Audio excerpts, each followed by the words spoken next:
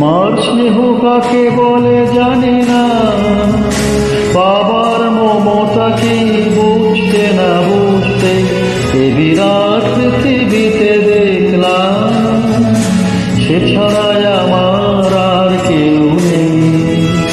সে আমার ছোট বোন, বড় আদরের ছোট বোন।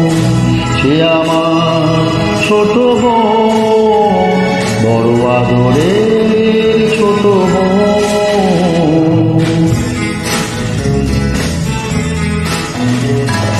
ভালো